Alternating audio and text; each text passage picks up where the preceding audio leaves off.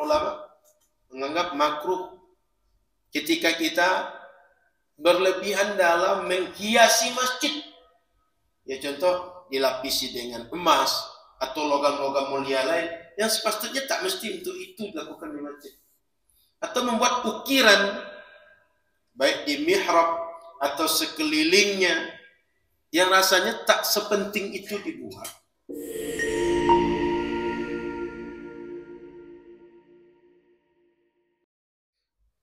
Hadis 261 di kitab saya.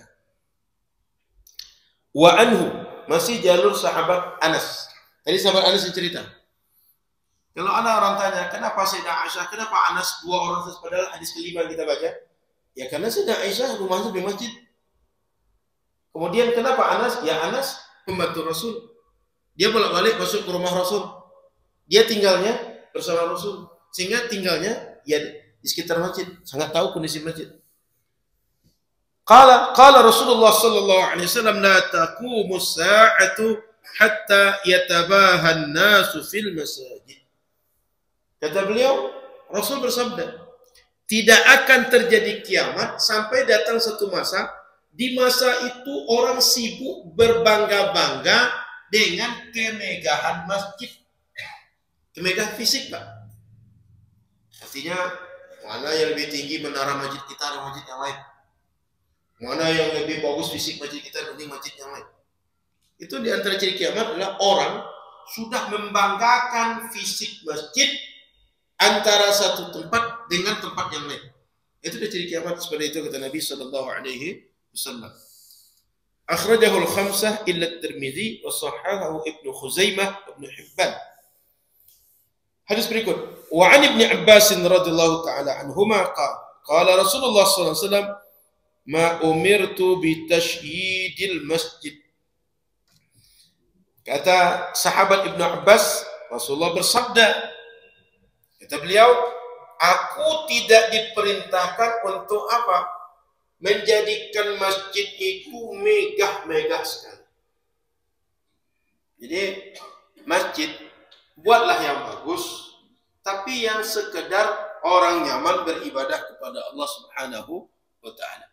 Artinya masjid itu tak perlu berbagai fasilitas wah, berlebihan pula untuk fisiknya. Kadang-kadang sebagian masjid itu fasilitasnya bagus, tapi kegiatan enggak diperhatikan. Artinya, untuk kegiatan pengajian, untuk kegiatan yang bersifat sosial bagi masyarakat sekitar masjid, jamaah masjid enggak diperhatikan. Bapak Ibu yang dirahmati Allah Subhanahu wa taala, di masjid ini orang berkumpul. Di masjid ini kita tahu keadaan semua lapisan masyarakat. Kenapa? Karena setiap orang datang ke masjid. Kalau tempat lain belum tentu setiap orang datang. Tapi ke masjid setiap orang datang. Dengan berbagai kondisi ekonomi, kondisi sosial datang. Sehingga kita tahu ketimpangan, kesenjangan itu nampak.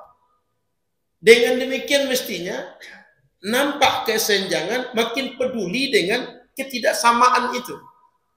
Maka orang yang punya harta bisa berzakat, bersedekah, berinfak, bisa peduli dengan orang yang patut menerima. Yang sampai terbalik pula.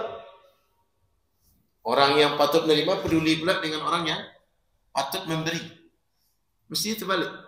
Orang yang patut memberi, orang yang patut bersedekah, berinfak, peduli dengan orang yang patut menerima. Sehingga begitu datang masjid, tahu keadaan real masyarakat.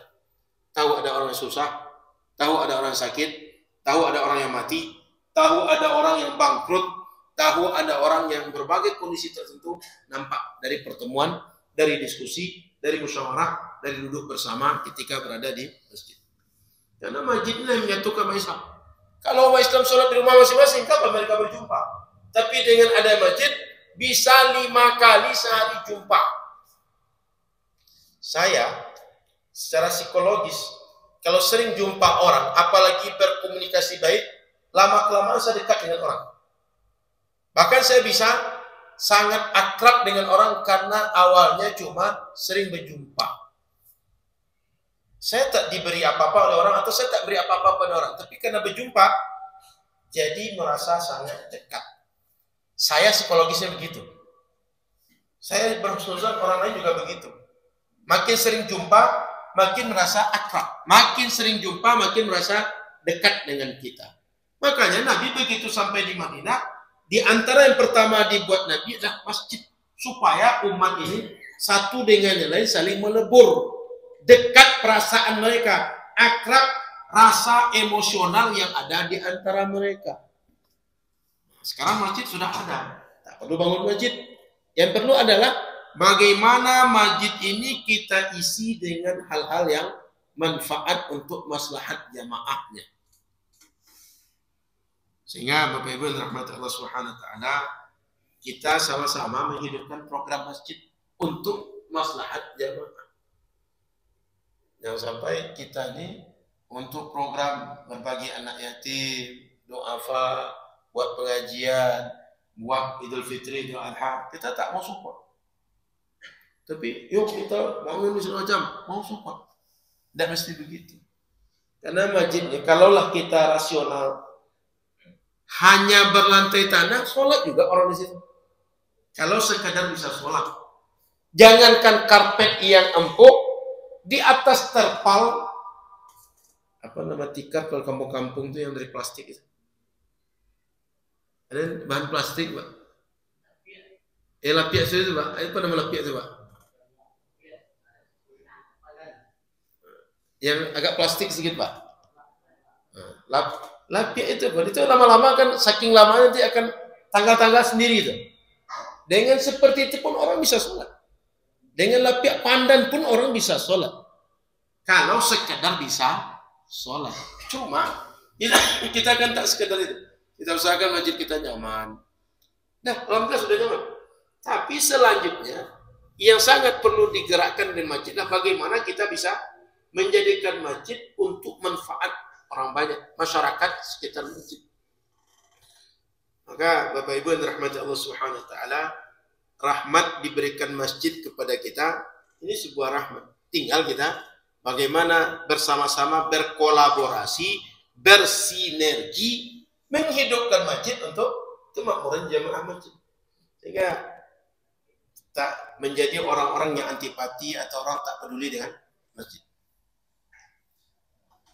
Baik, Bapak Ibu yang dirahmati Allah Subhanahu wa taala. Kita ambil beberapa poin dari hadis ini. Pertama, hadis yang dua kita baca tadi menunjukkan bahwa di masjid jangan terlalu over, berlebihan dalam memperlakukan fisik masjid. Artinya kalau sekadar yang sewajarnya untuk kenyamanan jemaah sudah. Lebih itu tak usah lagi dipaksakan. Jangan pula nanti suatu saat tiang masjidnya ganti dengan emas. Ustaz, bosan kita nengok tiang masjid ini hanya dengan beton terus, sekali-kali kita ganti dengan emas 24 karat lagi gitu. Jadi artinya sewajarnya. Ustaz, AC kita kayaknya kurang cukup sebanyak ini. Kita tambah 100 di masjid kita di AC gitu. Begitu masuk masjid jangankan sholat 10 menit, baru 2 menit sudah beku dalam masjid. Jadi artinya proporsional. Boleh tidak orang Islam ini memiliki fasilitas bagus? Boleh. Bukan tak boleh. Boleh. Masjid Nabawi itu coba tengok. Masjid Haram itu rata-rata fasilitasnya bagus semua. So sistemnya itu bagusnya luar biasa. Enggak tahu ada masjid di sekitar kita yang punya sound system sebagus itu. Jadi bukan tak boleh, bagus. Masjid Nabawi Masjid Haram itu sehari mungkin 3 kali dibersihkan. Shiftnya itu 3 kali sehari dibersihkan. Ada masjid di kita yang setiap hari itu 3 kali dibersihkan. Ini kita kenal sekali dibersihkan untung. Jadi Nabi bukan sedang melarang kita melakukan hal-hal yang terbaik untuk masjid. Nabi melarang kita bila sudah tak proporsional lagi untuk masjid, tak usah dibuat. Kalau masih proporsional, sewajarnya untuk masalah masjid buatlah. Lebih dari itu tak usah. Artinya sekedar memuaskan hasrat. Oh, bangga dengan kelebihan. Tidak sekedar itu. Tapi yang real membawa maslahat untuk masjid dan jamaah masjid. Yang kedua, karihal fuqaha at-takallufa fi tazyin al-masjid bil-dhahab wa daqa'iq an-nukush wa nahwiha khususan fil mihrab. Para ulama menganggap makruh ketika kita berlebihan dalam menghiasi masjid. Ya contoh, dilapisi dengan emas atau logam-logam mulia lain yang sepatutnya tak mesti untuk itu dilakukan di masjid. Atau membuat ukiran baik di mihrab atau sekelilingnya yang rasanya tak sepenting itu dibuat. Kita kan enggak macam-macam di sini. Banyak polos ini. Tapi tak merasa kurang. Kenapa? Kadang-kadang justru merasa bersih dengan batu alam yang seperti ini. Dibanding hanya ini segala macam tapi tak terurus. Di kita kadang-kadang semangat membangun itu luar biasa, tapi sudah dibangun penjaganya kurang. Padahal yang bagus kalau tak dijaga pun menjadi masalah di masa akan datang. Sehingga Bapak Ibu dirahmati Allah, kalau kita membangun sesuatu mesti dipikir aja profesional setelah itu. Karena kadang-kadang membangun itu hasrat kita luar biasa, tapi tak terpikir setelah operasionalnya tak seimbang. Maka ada berapa aset dibangun dengan dana besar, setelah itu terbengkalai. Ujung-ujungnya, saya jual deh. Maka Bapak Ibu rahmati Allah Subhanahu wa taala, kita mesti proporsional dengan masjid kita. Termasuk kalau Anda pengurus masjid, mestinya kalau melakukan hal yang tidak wajar dengan masjid, dia tanggung jawab dengan transaksi, dengan segala tindak tanduk yang tidak proporsional dengan masjid. Sehingga kalau dana wakaf mesti menanggung. Menanggung artian ganti rugi terhadap wakaf yang dikeluarkan tidak dengan sepatutnya.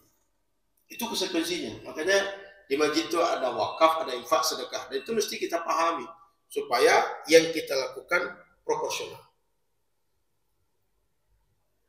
Kita lanjut setelah adzan.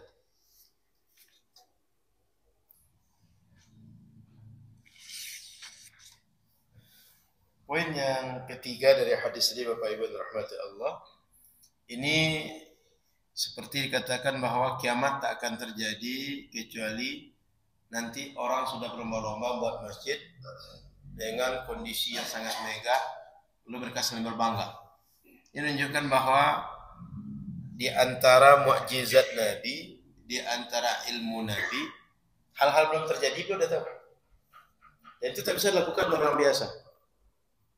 Nabi ini tahu hal yang sedang terjadi di kondisi zaman beliau dan kondisi zaman dulu yang kita tak tahu. Kenapa? Diceritakan oleh Allah Subhanahu wa taala, wahyu yang menyampaikan. Dan tahu kondisi akan datang yang beliau tak hidup di zaman itu. Maka kalau Nabi cerita hal akan datang, itu benar. Kalau kita, ya paling prediksi, belum tentu benar. Boleh jadi banyak salahnya daripada kemungkinan benarnya. Tapi Nabi tidak. Kenapa? Datang dari wahyu. Inilah perbedaan Nabi dengan kita. Fisiknya fisik kita, tapi wahyunya tak ada pada diri kita. Nabi punya wahyu. Makanya hati-hati. Kadang-kadang ketika bulan Rabiul Awal, orang bilang bahwa Nabi itu orang manusia biasa macam kita. Fisiknya betul. Tapi kenabian dalam dirinya tak sama dengan kita yang lain. Maka jangan sampai kita menganggap Nabi itu kan manusia biasa.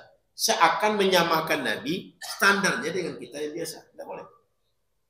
Fisiknya betul sama dengan kita, sehingga dia melakukan hal-hal manusiawi macam kita, tapi kenabian dan wahyu yang ada dalam diri Nabi tak sama dengan kita. Maka ada di dalam hadis Nabi, di dalam Sunan Ibnu Hibban, sahabat Ibnu Abbas cerita, la tuzakhrifunnaha kama zakhrafatil yahud wan nasara. Nanti kalian umatku benar-benar akan menghiasi masjid, mendekor masjid seperti orang Nasrani dan Yahudi mendekor tempat ibadah mereka. Kondisi itu akan datang kata Nabi sallallahu alaihi wasallam. Dan itulah yang disebut tadi dengan hadis tadi, ketika sudah dekat dengan kiamat, di antara tandanya masjid sudah menjadi bahan kebanggaan orang-orang di sekitar masjid. Jadi kita, Bapak Ibu yang dirahmati Allah, sekali lagi bukan tak boleh memberikan fasilitas terbaik untuk masjid, Tapi bila sudah berlebihan dari yang proporsional untuk yang terbaik di masjid, itu jangan lagi dilakukan. Sehingga kita menyediakan kursi yang baik untuk masjid, rehal yang baik, kemudian tempat buku yang baik, papan tulis, kemudian layar, apa yang terbaik di masjid, silakan. Tapi lebih dari yang diperlukan, jangan lagi dibuat di masjid. Ini poinnya. Nanti jangan pula salah paham Bapak Ibu. Untuk apa kita tukar karpet? Karpet 20 tahun lalu kita pakai. Sementara dia mau sujud aja mau rasa mentah di situ. Minta iuran tukar karpet tak mau. Maka Bapak Ibu rahmati Allah Subhanahu wa taala, Nabi sedang melarang kita berlebih-lebihan di masjid, bukan melakukan hal yang proporsional yang patut di masjid dibuat untuk fasilitas masjid. Baik, di sini kalau ada pertanyaan kita diskusikan.